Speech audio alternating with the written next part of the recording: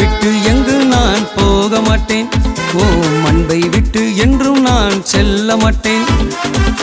அதற்கு முன்பாக ஒரு வசனத்தை வாசிச்சுட்டு கர்த்தருடைய உகந்த குணத்தை குறித்து நம்ம பார்க்க போறோம். நம்ம என்ன பண்ணா, தகப்பனை போல தாயை போல பார்த்தோமா, தகப்பனை பார்த்துட்டோம், தாயை பார்த்துட்டோம். ஒரு நண்பனை போல ஒருவர் இருக்கிறார், ஒரு நண்பனை போல ஒருவர் நம்மோடு கூட இருக்கிறார். எடுத்து வாசிப்போம். சங்கீதம் 37ஆம் அதிகாரம் 34வது வேத வசனங்கள் இவ்விதமாக சொல்லுகிறது. நீ கர்த்தருக்கு காத்திருந்து அவருடைய வழியை கைக்கொள், அப்பொழுது நீ பூமியை கொள்வதற்கு அவர் உன்னை உயர்த்துவார், துன்மார்க்கர்கள் அற்கொண்டு போவதை நீதான் காண்பாய். அல்லேலூயா.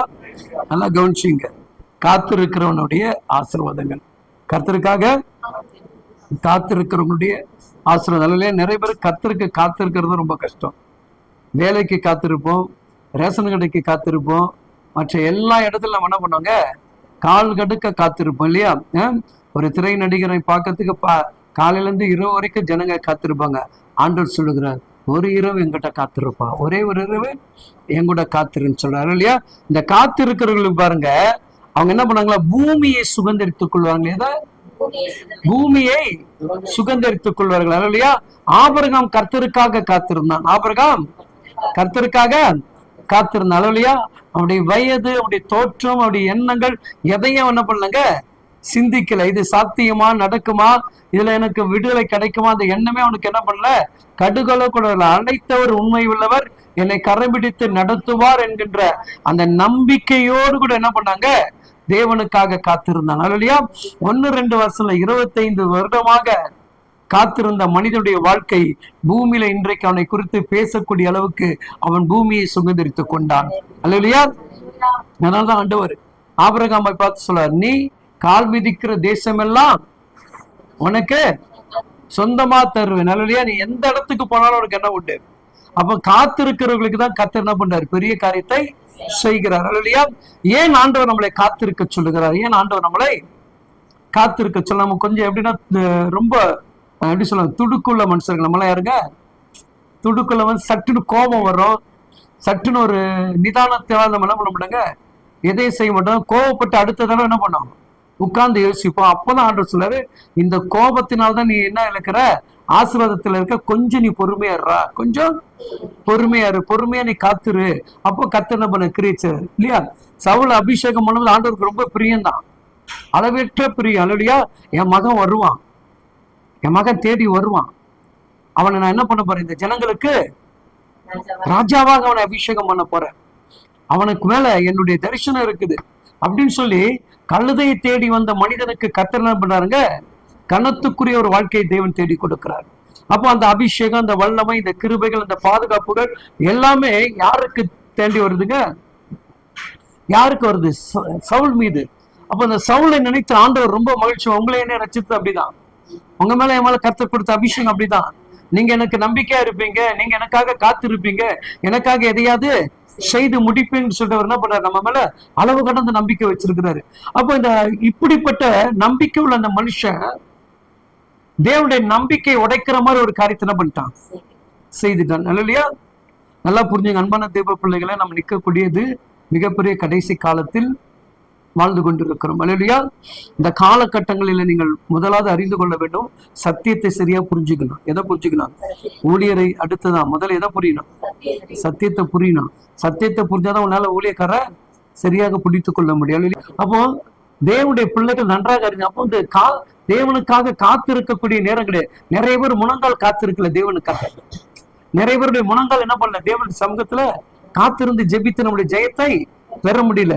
இல்லையா? இந்த மனுஷன் மேல அளவு கடந்த ஒரு பாசம். யாருங்க? ஏன்னா ஜனங்கள்லாம் என்ன பண்ணாங்க, எங்களுக்கு ராஜா வேணும், ஜனங்கள்லாம் ராஜா வேணும். காத்திருக்க அந்த ஜனங்களுக்கு என்ன கிடையாது, மோசகிட்ட நின்று கேட்கறதுக்கு அவங்களுக்கு என்ன கிடையாது, சாமுவேல்கிட்ட நின்று பொறுமை கிடையாது. சாமுவேல் சொல்லக்கூடிய அவங்க கொஞ்சம் நின்று கீழே நின்று அவங்க சொல்லக்கூடிய வார்த்தை கேட்க பொறுமை கிடையாது. நீங்க நிறைய பேர் நல்லா பாருங்களேன், நல்ல பிரசங்கத்துல உட்கார்ந்து இருப்பாங்க, அபிஷேகம் நிறைய விடுதலை வர நேரத்துல பார்த்தா காணாம போயிடுவாங்க. சோ அந்த நேரம் தான் கர்த்தர் நமக்காக என்ன பண்றது, விடுவிக்கிற ஒரு நேரம். அப்போ இந்த ஜனங்களுக்கு சாமுவேல் கிட்ட நின்று காக்க தயாரில்ல, தேவ சமூகத்தில் நிற்பதற்கு தயாரா கிடையாது. அப்ப தேவன் என்ன பண்றாருங்க, சரி இந்த ஜனங்க எதைதான் விரும்புறாங்க, நான் எப்போ சொல்ல, நீ எதை விரும்ப கர்த்தர் கொடுத்துருவாரு, அதுல மாற்றமே கிடையாது. ஆனா அதை கொடுத்த பிறகு செய்வார் பாருங்க வச்சு, அவரை போல யாரும் செய்ய முடியும், அவரை போல யாரும் ஊறப்பட்டுலாம் செய்வாரு, ஊறப்பட்டு பயங்கரமா செய்வார். அல்லையா, அவர் நம்ம எந்த அளவுக்கு அவர் அழகை ரசிக்கிறோமோ, எந்த அளவுக்கு அவரை உயர்த்துகிறோமோ, நீ விரும்பாத காரியம், நல்லா கொஞ்சம் ஒரு கெட்ட குமாரன், அவன் என்ன கேட்டாலும் கொடுத்துறாரு தகப்பனர். என்ன கொடுத்தாரு? எல்லாத்தையும் கொடுத்தாரு, எடுத்துட்டு போ, எவ்வளவு நாள் நீ சந்தோஷமா இரு. இல்லையா, பணத்தை வச்சு எல்லாத்தையும் சாதிக்கலாம்னு ஓடிட்டு போனவனுக்கு எங்க கொண்டு போய் பாடம் கத்து கொடுத்தாரு? எங்க கத்து கொடுத்தாரு? பன்னியோட பன்னியாக பண்ணி தின்ன தவிர தின்னப்படி ஆசையை கர்த்தர் காட்டினார். விடமாட்டார் ஆண்டவர். ஆண்டவர் என்ன பண்ண மாட்டாருங்க, விடமாட்டார். அல்லையா, ஏன்னா அவருடைய அழைப்பை நம்ம அறிந்து கொள்ள வேண்டும். அவர் அழைத்த அழைப்பு கேட்டபடி நீங்களா என்ன பண்ணுங்க, வாழ வேண்டும். அதான் பெரிய கர்த்தர் நம்ம மேல வைத்திருக்கிற கிருபை. அப்போ இப்படி பார்த்து பார்த்து ஆண்டவர் என்ன பண்ணாருங்க, சாமுவேல் என்ன பண்ணா, அவன் பாட்டு எல்லாருக்கும் நியாய தீர்ப்பு சொல்லிட்டு இருக்கிறாரு. வந்தவங்களுக்கு எல்லாம் சொல்றாரு, உங்க கழுதை காணுமா, ஆட்டு காணுமா, பூனை காணுமா. அப்ப அந்த காலத்துல பாருங்க, எதெல்லாம் காணும்போது யாரை தேடி வந்தாங்க இல்லையா? ஏன்னா ஒரு தேவ பிள்ளைகள் ஒரு காரியத்துக்காக நம்ம காத்து இருக்கணும் இல்லையா? அப்ப இந்த மனுஷன் மேல ஆண்டவர் அளவு கடந்து புரிய வச்சு கழுதையின் மூலமாக யாரை சந்திக்க வைக்கிறாரு? சாமுவேலை சந்திக்க வைக்கிறாரு. அது மட்டும் கிடையாதுங்க, சாமுவேல் கிட்ட பேசுறாரு. சாமுவேல் என்ன பேசுறாரு? ஒருத்தன் வருவான், அவனை நீ என்ன பண்ண, அபிஷேகம் பண்ணுன்ற. அப்போ எவ்வளவு நம்ம மேல அன்பு பாசம் இருந்தா, நீங்க ஒரு கூட்டத்துக்கு போறீங்க, ஒரு பிரேயருக்கு போறீங்க, நீங்க ஏதோ ஒரு நோக்கத்துல போவீங்க, ஆனா அது கிடையாது உங்க நோக்கம். கர்த்தர் உங்களை கொண்டு போய் அந்த இடத்துல சேர்க்கிறதுக்காக என்ன பண்றாருங்க, சில பாதைகளை திறக்கிறார். அப்ப இந்த மனுஷன் மேல, உன் மேல அப்படிதான் நம்பிக்கை வச்சாரு. நீ எனக்கு ஏதாவது செய்வல்ல, நான் அபிஷேகம் பண்ணதுக்கு அந்த அபிஷேகத்துக்கு உண்டான தன்மை உங்ககிட்ட இருந்துன்னா அதுக்கான விளக்கத்தை நீ என்ன பண்ண, ஜனங்களுக்கு சொல்லுவாய் எல்லாம் அப்படிதான் எதிர்பார்க்கிறாரு. அப்ப இந்த மனுஷன் வந்த பிறகு அவர் சொல்றாரு, ஒருத்தன் வருவான், அவனை தேடி வருவான், என்ன பண்ண, அவனை அபிஷேகம் பண்ணினாரு. ஆனா இவன் அதுக்கு மேல எக்ஸ்ட்ரா தாண்டிட்டான். யாரு? சாமுவேல் என்ன பண்ணிட்டாரு, அவர் சாப்பிடுற கறியத்துக்கு அவனுக்கு வச்சிட்டாரு. அப்ப அவனுக்கு என்ன, அவன் கேட்ட விண்ணப்பம் ஆண்டவர் இந்த ஜனங்களா என்ன பண்றாங்க, எதிர்த்து நிக்கிறாங்க. அப்ப அவனுக்கு என்ன சந்தோஷம்னா, என் ஜெபத்தை கர்த்தர் கேட்டார், என் ஜெபத்துக்கு கர்த்தர் பதில் கொடுத்தார். இல்லையா? இப்ப ஜனங்களுக்கிட்ட இருந்து எனக்கு கடவுள் என்ன பண்ற, கொஞ்சம் விலக்கி வைக்கிறார்.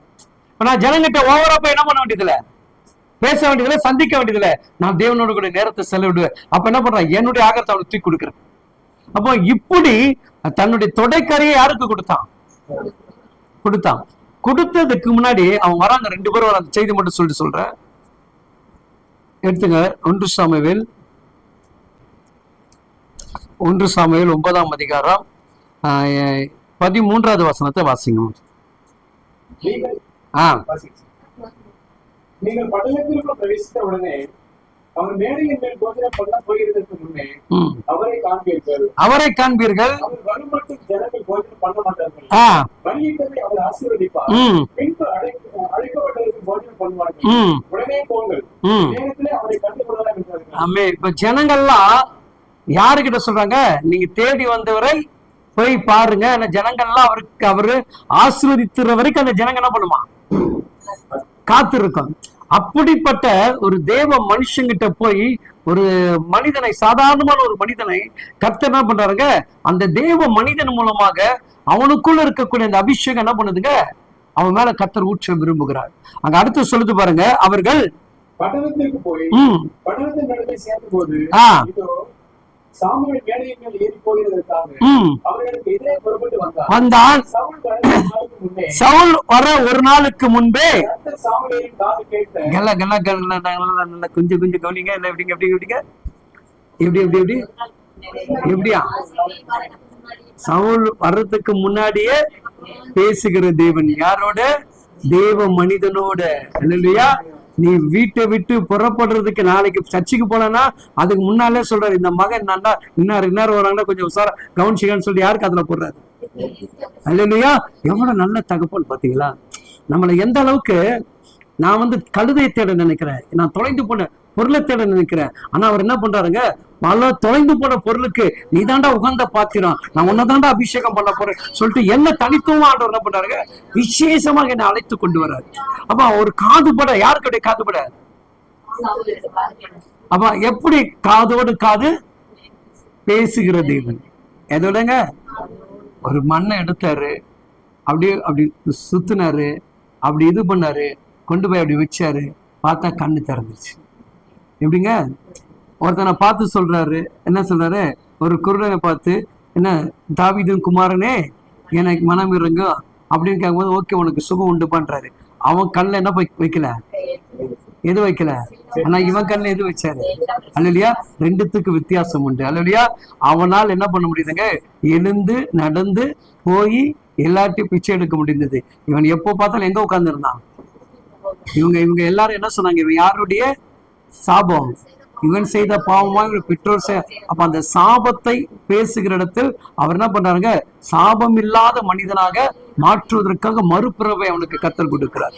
அல்லையா, அப்ப இங்க பேசுகிற பாருங்க, காதோடு அந்த வார்த்தை பாருங்க, சவுல் வர ஒரு நாளுக்கு முன்பாக கர்த்தர் இப்படி சொல்லி பாருங்க, நான் காத்திருந்தால் தேவன் என் காதோடு பேசுவார், என் காதோடு பேசுவார். அல்லையா, அந்த சத்தம்லாம் ரொம்ப பிரமிக்கத்தக்கதாக இருக்குங்க, சத்தம்லாம் பிரமிக்கத்தக்கமா இருக்கும். அல்லையா, அந்த சத்தத்தெல்லாம் கேட்டீங்கன்னா வாழ்க்கையில துள்ளி குதிச்சு ஓடுவீங்க. அல்லையா, வேற வேற சத்தம் கேட்பீங்க, ஆனா தேவ சத்தத்தை தேவ தூதர் சத்தம் நிறைய பேர் கேட்கணும். தேவ சத்தம் கேட்பது ரொம்ப கடினம். நம்ம எல்லாமே தேவ சத்தம் கேட்கணும், தேவ சத்தங்கள் கிடையாது. அல்லையா, நிறைய தேவ தூதர்கள் தான் உங்களுக்கு கர்த்தர் பேச வைப்பார். ஒவ்வொரு தேவ தூதர்களை கொண்டு ஒவ்வொரு ஜபத்துக்கு பேச வைப்பார். கர்த்தர் பேசுகிற வித சத்தமே வேற. இல்லையா, அந்த சத்தத்தை அனுபவிக்கிறவங்களுக்கு ரொம்ப சிலாக்கியம். அல்லையா, அதை ஆண்டவர் டக்குன்னு யாருக்கிட்ட என்ன பண்ண மாட்டாரு, வந்து பேச மாட்டார், தேவ தூதர்கள் அனுப்பிதான் பேசுவார். அதுதான் இது புதிய ஏற்பாடுல, நீங்க பழைய ஏற்பாடுல நல்லா எல்லாம் சொல்லுவாங்க, நம்ம தேவ தூதருக்கும் ஆவியானவருக்கும் வித்தியாசம் தெரியாமல் நம்ம வாழ்ந்து கொண்டிருக்கிறோம். இல்லையா, ஆவியானவர் எப்படி இடைபடுவார், தேவ தூதர்கள் எப்படி பேசுவார்கள் என்பதை முதலாவது ஆவிக்குரிய பிள்ளைங்க நீங்க அறிஞ்சுக்கிட்டீங்கன்னா அந்த சத்தத்தை தெரியும். ஆனா இந்த ஆவி தேவ தூதர்கள் பேசுகிறதை போல இன்னொருத்தன் யார் பேசுவான், ஒளி தூதனை சாத்தானும் பேசுவான். இந்த 2 நாள்ல நம்ம என்ன பண்ணுவாங்க, தடுமாறுவான். ஆனா தேவ சத்தம்ன்றது எப்படின்னா, குறிப்பிட்ட நபர்களுக்கோடு தான் கத்தனை பண்ணாருங்க, அந்த சத்தத்தை பேசுவார், குறிப்பிட்ட நபர்களோடு தான் பேசுவார். இல்லையா, அப்ப நல்லா கவனிச்சு பாருங்க. அப்போ காதோடு தேவன் பேசுகிறார். காதோடு நீங்க ஆதாம் ஏவாள் கிட்ட பேசுனது தேவ சத்தம், காபேல்கிட்ட பேசுனது தேவ தூதருடைய சத்தம். நல்லா கவனிக்கணும். ஆதாம் கிட்ட பேசுனது யாருடைய சத்தம், தேவ சத்தம். ஏன்னா தேவ சத்தத்தை கேட்டதான் எது வரும், தேவ சத்தத்தை கேட்டதான் எது வரும், நான் பாவி என்கின்ற உணர்வு வரும். தேவ தூதருடைய சத்தத்தை கேட்கிறேன்னு தெரிய, நான் என்ன அவனுக்கு அப்படிதானே கேட்டான். தேவனுடைய சத்தத்துக்கும் தூதருடைய சத்தத்துக்கும் வித்தியாசத்தை முதல் தேவ பிள்ளைகள் அறிஞ்சுக்கலாம். இல்லையா, அங்க பாத்தீங்கன்னா லோத்துக்கும் ஆபிரகாமுக்கும் தேவ தூதருக்கு தான் பேசினார்கள், சாராளுக்கும் தேவ தூதர்கள் தான் பேசினார்கள். நல்லா நீங்க புரிஞ்சுக்கணும். இல்லையா, அப்ப தேவ சத்தத்தை கேட்பது ரொம்ப கடினம், தேவ சத்தத்தை கேட்பது கடினம். அதுக்கான ஒரு தேவன் அழைப்பு இருக்கணும், அதுக்கான ஒரு அழைப்பு இருக்கணும். இல்லையா, அதெல்லாம் சொல்லுவாங்க, நமக்கு 77,000 தேவ தூதர்களை நமக்கு காவல் வச்சிருக்கிறார் ஒவ்வொரு நபருக்கும். அப்போ எந்த வகையிலையாவது தேவ தூதர்கள் நம்மளோட என்ன பண்ணுவாங்க, இடைப்பட்டு பேசிக்கிட்டே இருப்பாங்க. இல்லையா, ஃபுல் டிராவலை நம்ம கூட கொண்டு வருது தேவ தூதர்கள். இல்லையா, தேவனை பார்க்கிறதே கடினம், தேவனை பார்க்கிறதே கடினம். தேவ சத்தத்தை அதான் மோசைகிட்ட சொல்லுவாங்க, நீ பேசு, தேவன் பேசக்கூடாது, நீ தேவன் பேசக்கூடாது. இல்லையா, அந்த கண்மலை கிட்ட போகும்போதுதான் மோசைக்கு கர்த்தர் என்ன பண்றாருங்க, தன்னுடைய மகத்துவத்தை வெளிப்படுத்தி காட்டுறாரு. அது வரைக்கும் அவன் கேட்கறதெல்லாம் தேவன் என்ன பண்றாங்க, தேவ தூதர்களை வைத்து பேசுகிறார். அந்த கண்மலை கிட்ட போகும்போது அங்கு தேவன் தானாக நிற்கிறார். அல்லையா, சில ஒவ்வொரு காரியங்களும் குறிப்பிட்ட காரியங்களை நீங்கள் கவனித்து கொண்டு வரும்போது பாத்தீங்கன்னா, அதான் சொல்ல, பைபிளை நம்ம படிக்கும் போது ஏனோ தானமா படிச்சுட்டு போக கூடாது. பைபிளுக்குள்ள ஃபுல்லா உள்வாங்கி அதற்கேற்றபடி உங்களை படித்து கொண்டாதான் அதோடைய காரியங்கள் உங்களால புரிய முடியும். இல்லையா, அப்ப இந்த காதோட சத்தம் தேவ சத்தம் என்ன பண்ணுதுங்க, யாருக்கு கேக்குது, ஏன்னா இந்த சாமுவேல் கிட்ட யார் பேசுறான்னு முதல்ல புரிஞ்சுங்க. 8ஆம் அதிகாரத்தை வாசிங்க. 1 சாமுவேல் 8ஆம் அதிகாரத்துல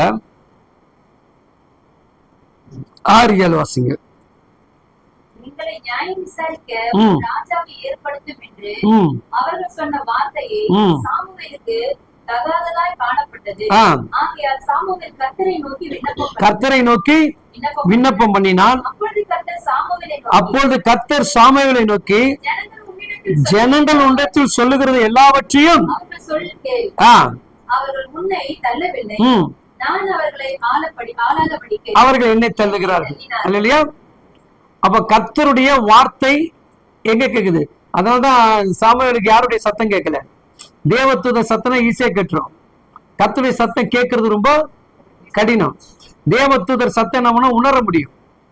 தேவதூதர் சத்தத்தை நம்மளால அறிந்து கொள்ள முடியும். ஆனா கர்த்தருடைய சத்தத்தை என்ன பண்ண முடியாது, அறியறது ரொம்ப கஷ்டம். அது ஒண்ணுக்கு பலமுறை நம்மளோட கூட என்ன பண்ணுவாரு, இடைப்பட்டுக்கிட்டே இருப்பாரு, பேசிக்கிட்டே இருப்பாரு. அந்த பேசி நம்மளால என்ன பண்ண முடியாதுங்க, உணர முடியாது. எப்போ உணர்வடைய ஆரம்பிக்கிறோமோ அப்பதான் கர்த்தருடைய சத்தம் என்றது உனக்கு புரியும். இல்லையா? இப்ப ஆகால் கிட்ட கூட நான் கர்த்தர் பேசல, யார் பேசுறா? தேவதூதன் பேசுறான். இல்லையா? அப்ப நீங்க பாருங்க, எலிசா ஆண்டவரே நீங்க யாரு என்ன கேட்கிறாரு? நீங்க நான் தேவனுடைய மனுஷனாக இருந்தால் இந்த ஜனங்கள் கூடியிருக்கிறவங்களுக்கு முன்பாக அக்கினியை ஊற்றுங்க. அப்ப வந்து அது என்ன பண்றா, தேவ கரத்துல இருந்து அக்கினி வருகிறது. இல்லையா? காக்கையும் இதையும் கொண்டு போசிக்கும் போது தேவ தூதர்கள் வந்து என்ன பண்றாங்க, உன்னை தட்டி எழுப்புகிறாங்க. இதுதான் விஷயம். நம்ம பைபிள்ல படிக்கும் போது தேவ தூதர்கள் யார், கர்த்தர் யார், கர்த்தர் எப்படி பேசுவார், தேவ தூதர்கள் எப்படி பேசுவார்கள் இங்க சொல்லப்படுது பாருங்க. கர்த்தர் யாருன்னு, கர்த்தர் சாமுவேலின் இல்லையா 15 வாசிக்கிறதா?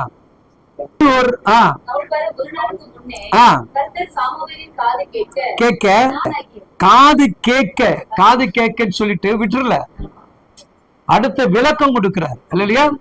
என்ன கொடுக்கிறாருங்க, விளக்கம் கொடுக்கிறார். இங்க நீங்க லோத்துடைய காரியத்தை நீங்க எடுத்து பாத்தீங்கன்னா, லோத்துக்கிட்ட தேவதூதன் சொல்லுவான், இந்த பட்டணத்தை கத்த என்ன பண்ண போறாரு, அழிக்க போறாரு. நீ என்ன பண்ண, யாரெல்லாம் அவனுக்கு இருக்காங்க கூட்டிட்டு போயிடுன்றாரு, யாரெல்லாம் இருக்காங்க கூட்டிட்டு போயிடுன்றாரு. அப்ப இந்த லோத்து தேவதூதன் சத்தத்தை கேட்டு என்ன பண்ற, வேகமா ஓடுறான். ஆனா வேகமா ஓடும் போது அவனுடைய சத்தத்துக்கு யார் செவி கொடுக்கல, தன் மகளுக்காக நேசிக்கப்பட்ட அந்த சேகர். அவனை நீ என்ன தள்ளிய போகுது அப்படின்னாங்க. அப்போ அவன் தேவ தூதர்கிட்ட என்ன கேட்கிறான், நான் வயசு சென்றவன், நான் யார வயது சென்ற என்னால என்ன பண்ண முடியாது, ஏற முடியாது. அப்போ நான் எதை விரும்புகிறேனோ அதை செய்வதற்கு என் கரத்தை பிடித்து தேவ தூதர்களை கொண்டு கர்த்தர் இயக்குகிறார். தேவ தூதரை கொண்டு நல்லா கவனிச்சுங்க. லோத்து கிட்ட ஜனங்கள் கூடி வந்துருவாங்க. ஆனா ஆண்டவர் என்ன பண்ணாரு, தேவ தூதர் என்ன பண்ணா, லோத்தை பிடிச்சி உள்ள இழுத்து அவங்களுடைய எல்லாத்தையும் கண்மயக்கமாக்குவான். தாவீதை நீங்கள் கவனிச்சு பாத்தீங்கன்னா என்ன பண்ணா, நான் மனுஷன் பாதத்தில் விழுவதை காட்டிலும். அப்ப தேவ தூதரன் வந்து அழிவை கொடுக்கிற கர்த்தருடைய சத்தம் தேவ தூதனுக்கு கேட்குது. யாருக்கு சொல்றாரு, உன் உரைய உள்ளே போடு. அப்ப தேவ தூதரை கொண்டுதான் கர்த்தர் என்ன பண்றாரு, கிரியை செய்கிறார். தேவன் எப்பொழுது கிரியை செய்கிறார்னா, தேவனுக்கேற்ற குணம் நான் மாறும்பொழுது, தேவனுக்கேற்ற அவர் என்ன கொஞ்சம் கொண்டு போய் எங்க வச்சு செய்யணும்னு நினைக்கிறாரோ அப்பதான் அவர் என்ன பண்ணாருங்க, ரொம்ப நம்ம கிட்ட பேசுவார். அல்லையா? அப்ப அது வரைக்கும் நம்மளோட இடைப்படக்கூடியது எல்லாம் தேவ தூதர்கள். அல்லையா? அப்ப அந்த தூதர்களுக்கும் தேவனுக்கும் நிறைய வித்தியாசங்கள் உண்டு. அல்லையா? அதனாலதான் பாருங்க, தூதர்கள் பேசுகிற பாஷைகளை இப்படிதான் சொல்லியிருக்கேன். மனுஷன் பேசுகிற பாஷைகளும் தூதர்கள் பேசுகிற பாஷைகளும் அதிகமாக யார் சொல்வா, என்ன சொல்றான், தேவ தூதர்களை நான் நன்கு அறிந்திருக்கிறேன், அவர்கள் என்ன பாஷை பேசுறோம் அதை என்னால என்ன பண்ண முடியும், ஆனா தேவனுடைய சத்தத்துக்கு ஏற்றபடி என்னால பேச முடியும். அப்ப தேவ சத்தத்துக்கும் தேவ தூதர் சத்தம் ஈஸியா நம்மளால புரிந்து கொள்ள முடியும். அப்பதான் தேவ பிள்ளைகள், தேவ தூதர் யார், தேவன் யார், கர்த்தர் எப்படி நம்மளோட இடைப்படுவார்னா, என்னுடைய இருதயங்கள் வந்து நான் நினைச்சு கொண்டு இருக்கிற தேவ தூதர் மூலமா கர்த்தர் வந்து செயல்படுத்தார்.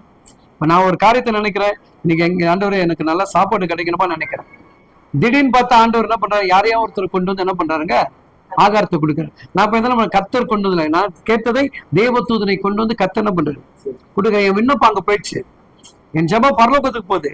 ஆனா பரலோகத்திலிருந்து அவர் உத்தரவை யார்கிட்ட கொடுக்கிறாருன்னா தேவ தூதர்கிட்ட கொடுக்கிறார். இல்லையா?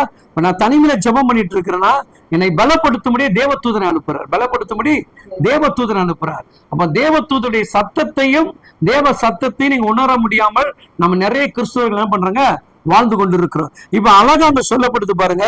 நான் தூதர்கள் மத்தியிலே ஓடிட்டேன். சரி, நான் அதை முடிச்சிடறேன். வாசிங்க. இப்ப 16ஆம் வசனத்தை வாசிங்க பிரதர்.